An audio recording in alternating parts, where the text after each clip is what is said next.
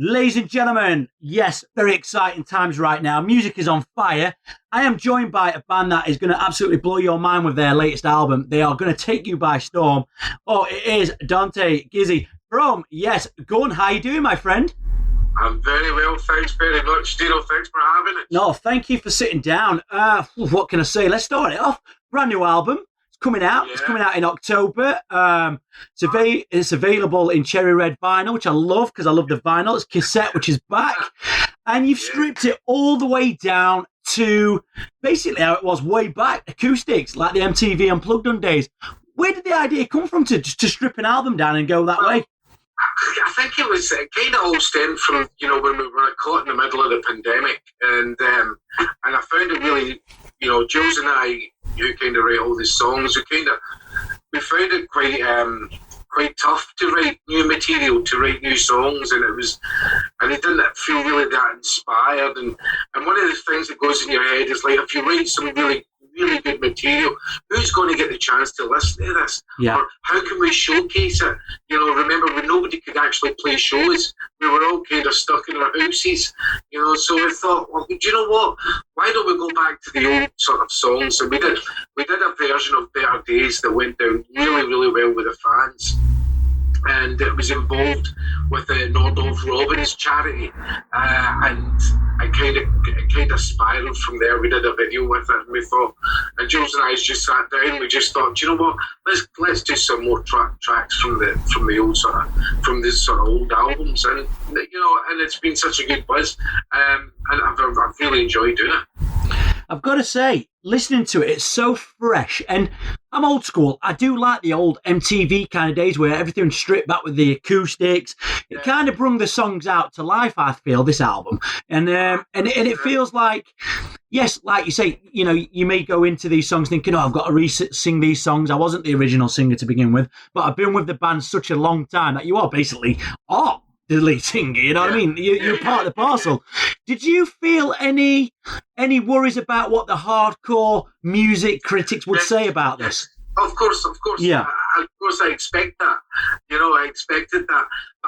But my thought process was, I don't want to do it.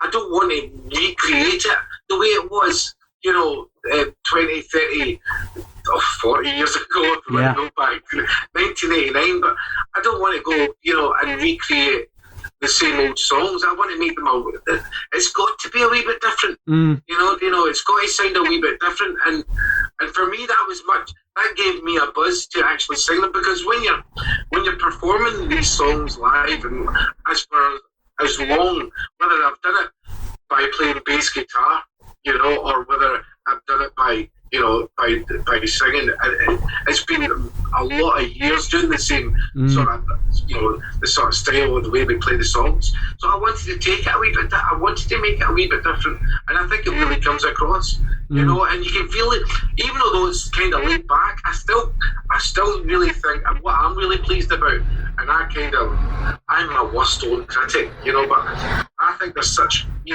I feel there's like a hunger in the vocal, it's such a buzz in the vocal for me, and I would never normally say that about myself, but I'm really, really chuffed with it. Yeah. All the other instrumentation is bits.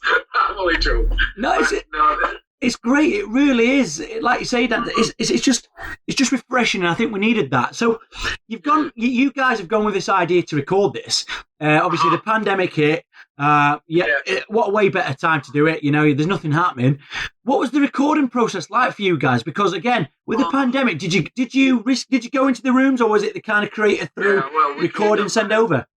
Yeah, well, it was obviously really, really strict. Yeah, we did parts of that. Because here in this room just now, I've kind of got the studio set up. But when we went in to do like real drums and stuff like that, we kind of, it was all the sort of proper protocol that we had to go through. Yeah. Testing and stuff like that each day as we went into the studio. And only a limited amount of people. That was a weird thing, I think, and keeping your space. That was just bizarre, because you're normally in a studio and you're like, and you're you're working at ideas or for the songs and stuff like that, how you want it to go. You kind of can't help yourself. You're just like picking up guitars and actually I caught COVID this time last year, exactly this time last year, and it was Jools that gave me it.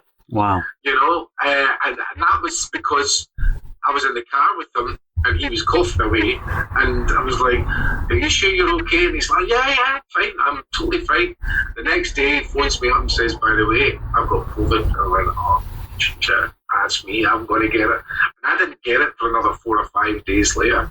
But I didn't have it too bad. He had it really bad. Jools had it really bad.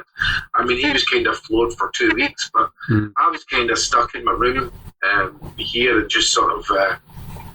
I was just watching movies and stuff like that. There was nothing. I didn't really have any bad effects from it, but luckily, it's again being fresh like that. Again, getting in the room. Did you guys know that you was going to release this as an album? Was there a plan to make the album, or did you just go with it? Yeah, we kind of did. As soon as we had the idea in our heads that we were going to go ahead and do it. I mean, there was a couple of other songs that had already previously been recorded, and we thought, do you know what? Just to kind of, keep the momentum of the band, and also to give the fans, I think the fans will really enjoy hearing this album, and that was kind of, that played in my head, I thought, well, it's a different take, and they know it's a different take, from what it sounded like. This is kind of, as you said yourself, it just sounds really fresh, but I think that's because of the instrumentation, how hungry you can feel by actually performing it or by going into the studio. Most of the vocals, by the way, I just did in this room. I did all the vocals in this room, and and I worked really hard on it, and then took it over to the studio, and obviously we had to do real drums and stuff like that. Yeah. And sort of make up acoustic guitars and stuff. The vocal is very strong on this, and it does drive you like any Gun song. Gun have been around since forever. The 80s. And it's crazy if you look how long it's been. It has been a long time since the 80s. But the band seem to live on. Why do you think that is? I think it's still. I would say it's the hunger. I think we've still got that hunger. To be honest with you, Dino, I think Jools and I have always got the hunger, and I also think it's the back catalogue of songs. Yeah. I think the songs stand the test of time, and even when to give you an example, when we kind of like do festivals and whatever, and people hearing it for the first time, it's like, oh God, that song Better Days, when did that come out? Did that just come out recently? And I'm like, no, that's been out since 1989. And I'm like, wow, and it makes you think, wow, they stand the test of time, these songs, and that's such a great buzz. It's a really cool buzz. It's crazy as well, because Gun have mixed it up with everybody from Stones to Bon Jovi. They've played the major festivals, they've played the European festivals, and you've got more stuff coming up, I guess, in the pipeline. Can you tell us what's happening?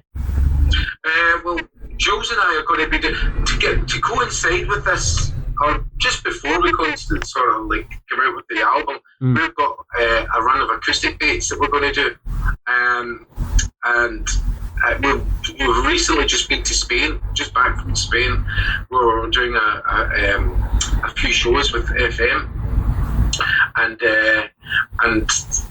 that was incredible. That was such a buzz to do, but doing it acoustic, and it was just me, Jools, and Tommy, our guitarist.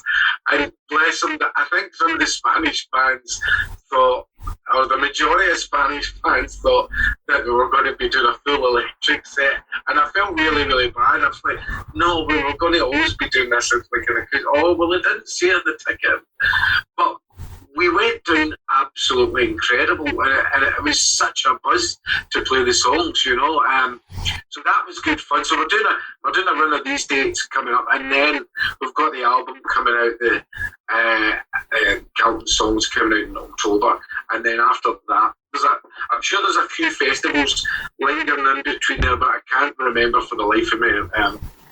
Get my age, memory just kind of goes. And then we've got a tour beginning or towards the end of November. It takes us right through into mid-December.